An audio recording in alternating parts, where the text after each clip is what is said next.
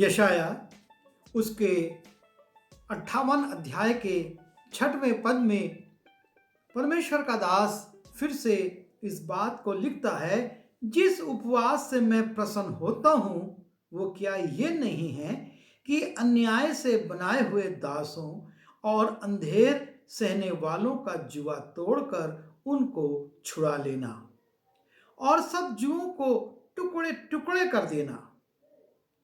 क्या वह ये नहीं है कि अपनी रोटी भूखों को बांट देना और अनाथ और मारे मारे फिरते हुओं को अपने घर ले आना और किसी को नंगा देखकर वस्त्र पहनाना और अपने जाति भाइयों से अपने को ना छिपाना।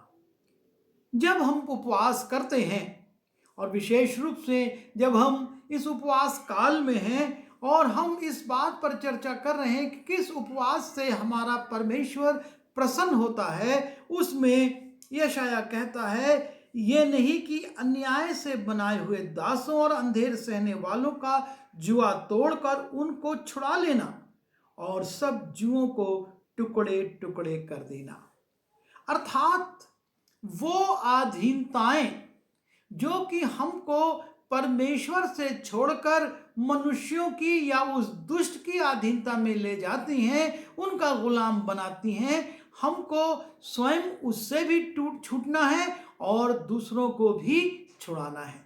बहुत सारे लोग आज संसार में हैं जो कि शैतान की अधीनता में पड़े हुए हैं और हम कई बार उनको इस बात को बताने में हिचकते हैं।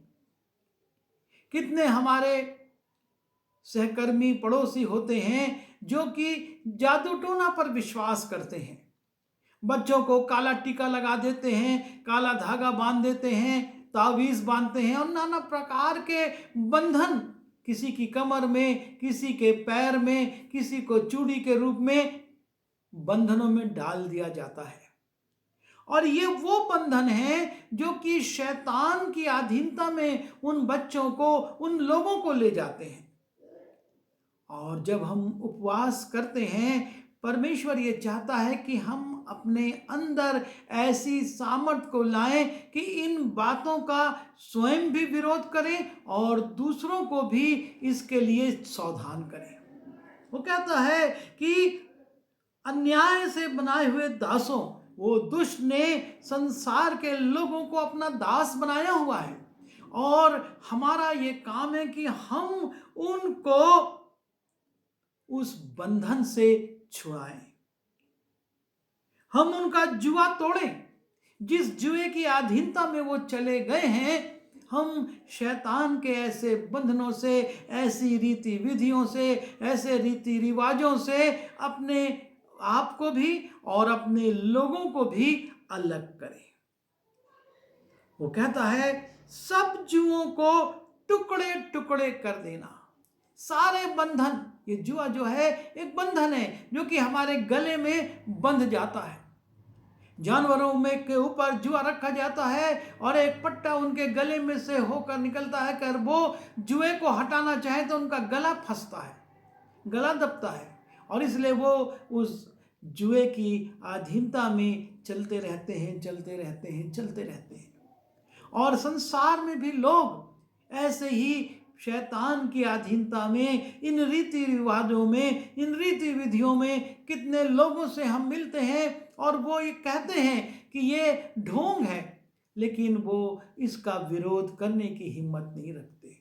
और इसलिए ज़रूरी है कि हम जुओं को तोड़ें, ना स्वयं इनकी अधीनता में जाएं और ना अपने लोगों को उसकी अधीनता में जाने दें, लेकिन उनको समझाएं, उनको चेताएं और उनको उन बंधनों से, उन जुओं से छुड़ाएं, उनको अलग करें कि वो उन बंधनों में जाकर, शैतान की अधीनता में जाकर अपने जीवन को बर्बाद ना करें।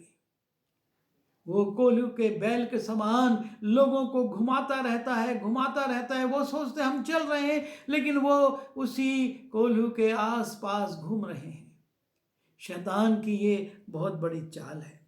और इन बंधनों के बाद वो ये कहता है, अपनी रोटी भूखों को बांट देना। हम उपवास करते हैं, हम भोजन नहीं ले रहे हैं, तो उस भोजन का उपयोग हम क्या कर रहे हैं? अपने घर में रख रहे हैं या जो अतृप्त लोग हैं उनको हम वो भोजन वस्तु दे रहे हैं?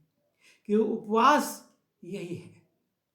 जब प्राचीन काल की हमारी मंडली की महिलाएं थीं, वो अपने उपवास के दिन मुट्ठी दान करती थी। जितना चावल या जितना आटा उनकी खुराक का था उतना निकाल कर वो एक मटके में डाल देते थे और धीरे धीरे हफ्ता, 10 दिन, 1 महीना, 2 महीने बाद उसको लाते थे और चर्च में देते थे और इस मुट्ठी दान से एकत्रित धन को गरीबों की सहायता में या उनके भोज में लगाया जाता था। और परमेश्वर यही चाहता है कि क्या ये नहीं कि अपनी रोटी भूखों को बांट देना। हमको उपवास काल में है तो उस उपवास काल का जितना भी अनाज हमारा बचता है उसको हमें गरीबों को, भूखों को बांटना है और अनाथ और मारे मारे फिरते हुओं को अपने घर ले आना, अर्थात उनको हमको बुलाकर तृप्त करना है। चाहे ये काम हम परमेश्वर के भवन में करें, चाहे अपने घरों में करें, लेकिन हमको ऐसे लोगों को जो कि अनाथ हैं, जो मारे मारे फिर रहे हैं, उनको सहायता करना है, उनकी सुधि लेना है, उनकी चिंता करना है। उनसे जब हम थोड़ी सी बात करते हैं उनके हृदय को अच्छा लगता है और वो आकर्षित होते हैं सच्चे परमेश्वर की ओर। ना कि हम ले जाएं और एक एक मुट्ठी देते हुए चले जाएं। ये एक औपचारिक रीति विधि है कि हमने आज भिक्षुक दान कर दिया, हमने इतना रुपया लाइन से बैठे हुए इतने भिखारियों को दे दिया, लेकिन किसी एक भिखारी या किसी एक अनाथ या किसी एक मारे मारे फिरने वाले को यदि हम थोड़ा सा समय देते हैं, उससे बातचीत करते हैं, परमेश्वर का वचन बांटते हैं, तो उसको तसल्ली होती है, उसको लगता है कि इस व्यक्ति ने मुझको महत्व दिया। और इसलिए लिखा है वचन में कि क्या ये नहीं कि अपनी रोटी भूखों को बांट दें, अनाथ और मारे मारे फिरे हुओं को अपने घर ले आए या किसी को नंगा देखकर वस्त्र पहनाए। आज हमारे घरों में कपड़े भरे हुए हैं, क्योंकि जिस क्वालिटी के कपड़े बन रहे हैं वो जल्दी फटते नहीं, लेकिन फैशन बदल जाते हैं, रंग उड़ जाते हैं। हमको उन वस्त्रों को ढेर नहीं लगाना है, लेकिन लिखा है जो वस्त्र विहीन लोग हैं उनमें बांट दिया जाए, ताकि वो अपने तन को ढांक सकें, ठंड से बच सकें, और वो जब गर्म होंगे तो याकूब कहता है वो आशीष देंगे। हम सिर्फ मुंह से कहें जा तू गर्म रहे, अच्छा रहे, तो ये पर्याप्त नहीं है। हमको अपने उन वस्त्रों को जो हमारे पास हैं और हम सोच लालच में उनको रखे हुए हैं, उनको दूसरों को बांट दें और अपने आप को अपने जाति भाइयों से ना छिपाएं। और ये एक गंभीर विषय है, अपने आप को अपने जाति भाइयों से छिपाना, अर्थात अपने आप को उनसे अलग करना।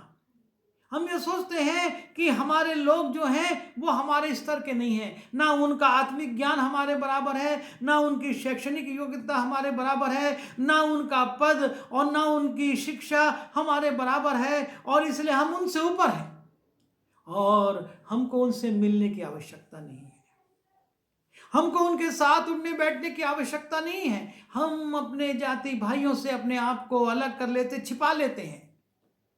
हम उपवास काल में इस ऊंच नीच को, इस भेदभाव को अपने जीवन पर विचारें और इसको अपने से अलग करें। और जब इस रीति से हम उपवास करेंगे तब लिखा है जिस उपवास से मैं प्रसन्न होता हूं, हमारा परमेश्वर उस उपवास से प्रसन्न होगा और कहता है तब तेरा प्रकाश पौ फटने की नाई चमकेगा, तब हमारी रोशनी चमकेगी, क्योंकि यीशु मसीह ने कहा तुम जगत की ज्योति हो। लेकिन हम उपवास रख रहे हैं, लेकिन लोगों में चमक नहीं पा रहे हैं, छिपा रहे हैं। हम अपने आप को इन बातों में देखें और उसके अनुसार करें, ताकि हमारे उपवास से हमारा परमेश्वर प्रसन्न हो। आइए दुआ करें। प्रभु जी, हम आपकी ओर ताकते हैं, हमको शक्ति दीजिए कि हम अपने आप को अपने जाति भाइयों से ना छिपाएं। हम वस्त्र विहीन देखने कर किसी को अपने वस्त्र देने वाले हों, उनको रोटी खिलाने वाले और उनकी चिंता करने वाले, और प्रभु जी उनके साथ जो अंधेर के बंधन हैं उनको तोड़ने वाले हों। आप हमारी सहायता कीजिए कि इस उपवास काल में हम ये कार्य करके आपको प्रसन्न करने वाला उपवास रख सकें। विनती यीशु के नाम से मांगता हूँ, आमीन।